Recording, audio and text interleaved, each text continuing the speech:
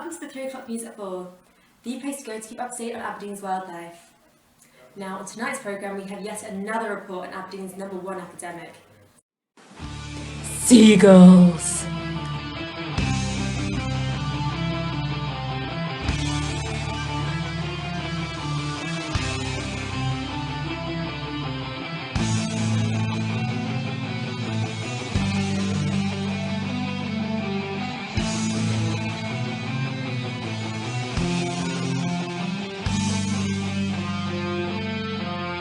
My name is Dixie Namas and I'll be your host for tonight.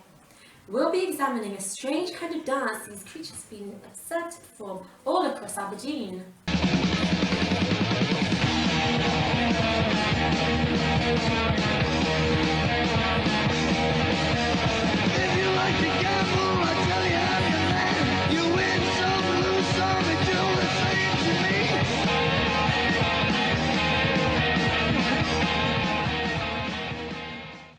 Strange. They perform this behaviour wherever they can find grass. They could be doing this in your very own back gardens. But why do they do this? Function. What initiates this behaviour? Causation. How did it develop? Development. And how did it evolve? Evolution. All will be revealed in tonight's show. We will be consulting Fahita Fakachi. Hola! And Sue Perman. Hi. On this topic, who are currently out braving high-risk seagull dwellings where they have been seen to perform this ritualistic dance. So, Fahita, what can you tell me about why they do this behaviour? Or, as my buddy, Tim Bergen would say, what is their behavioural function? The main function of the stamping is to get a food reward. It's a form of foraging.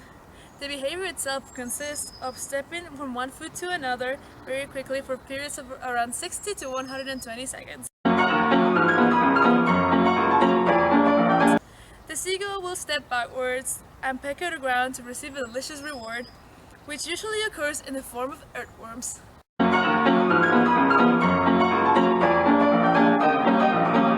Wow, worms are stupid. Why on earth do they rise to the surface? Well, Dix, the stamping motion exploits the worm's natural response to rain. It creates vibrations in the ground that stimulate rainfall, causing the worms to think that they're going to be drowned. Help me!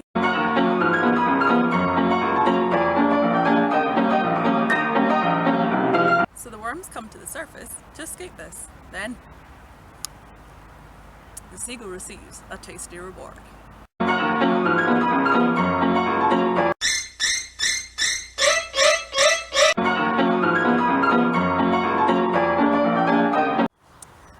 The wormy goodness provides energy and nourishment, allowing the seagulls to spawn their demon offspring for many future generations to come. More seagulls. Just what we need. Back to the studio. Thank you, Sue. So, I see what's in it for them, a sweet, delicious food source, but what initiates this behaviour? What is its causation? Well, a whole load of things can cause them to exhibit this behaviour, like A whole lot, but it's usually caused by hunger. These creatures are known to have a varied diet, often exploring a wide range of resources, and it usually shows the creature's savage side.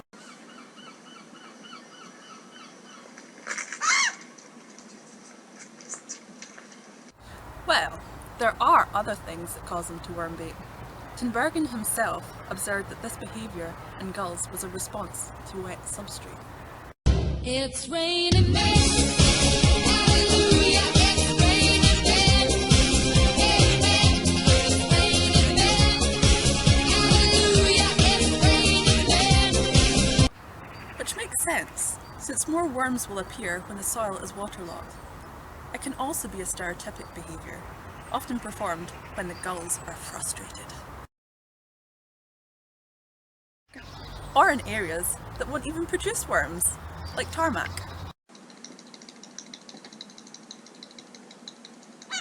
But hunger seems to be the most significant initiator. Cool. So, tell me more about the development of this behaviour.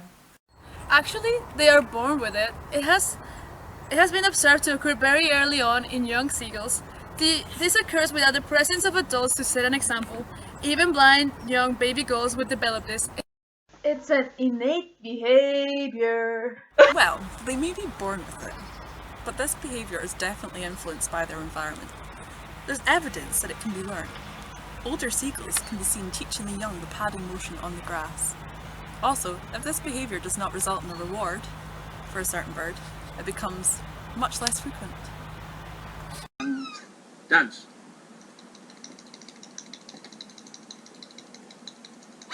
Hey.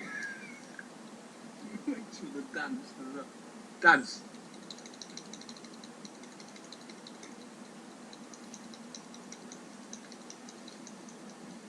Goodbye. Interesting. Do any other species exhibit this behaviour? Tell me more about their evolution.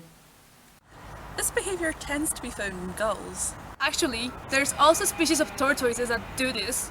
Oh, really? Yeah, the wood turtles in Pennsylvania stamp their feet just like the birds do. I know, but if you just let me explain. Humans do it too. Yeah, sure.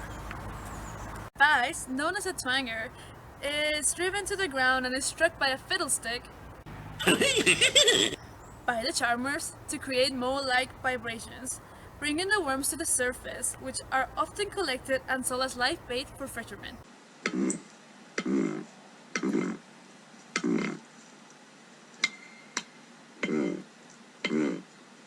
How to make a fisherman leave home, Yeah. you know? Wow.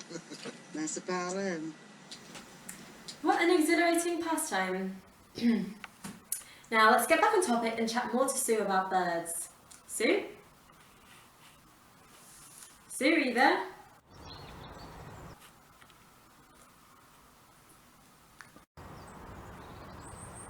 Oh, so now you want me to talk. Just so you know, tortoises and humans actually develop their traits independently. That's convergent evolution.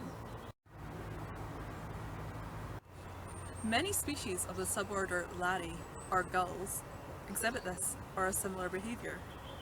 Herring gulls and common gulls often stamp for worms, whereas black-headed gulls tend to apply these techniques when standing in a body of water. The function, in their case, is to whirl up aquatic prey. What do you think about that, Fajita? This could mean that worm baiting on grass developed through generations according to adaptations of new environments. Perhaps the behavior is seen in more domesticated species of gull would require a protein supplement because they're colonizing areas Further inland from the coast? yeah. Which means that this spectacular dance, although it may look a bit weird, is actually just a way of exploiting an alternative food source. So, to summarise in legendary Tim Bergen terms, the function of the worm-baiting behaviour is to find food. The causation is usually hunger, and the behaviour developed as an innate behaviour which can be altered by learning. And finally, the stamping technique is used by various gull species, but in slightly different habitats, suggesting environmental conditions could play an important evolutionary role.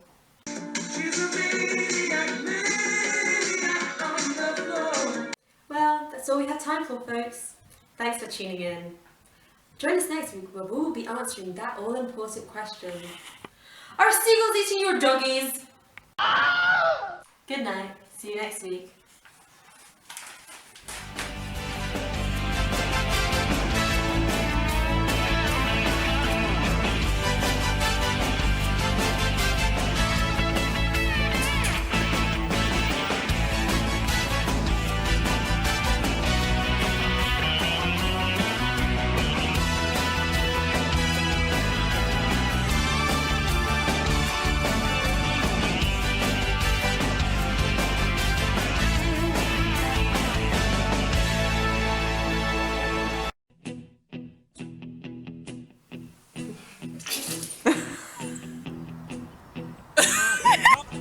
Can we do it again? In Pennsylvania.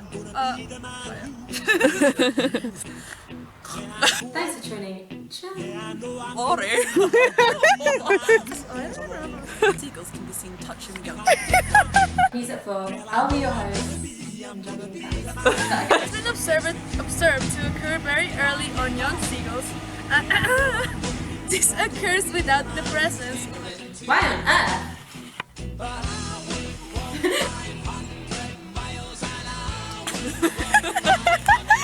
Our seagull eating Johnny. This looks like it'd be good.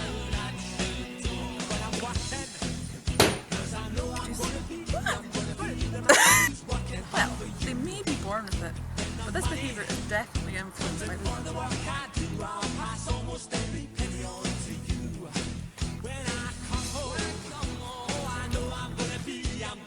Hi there.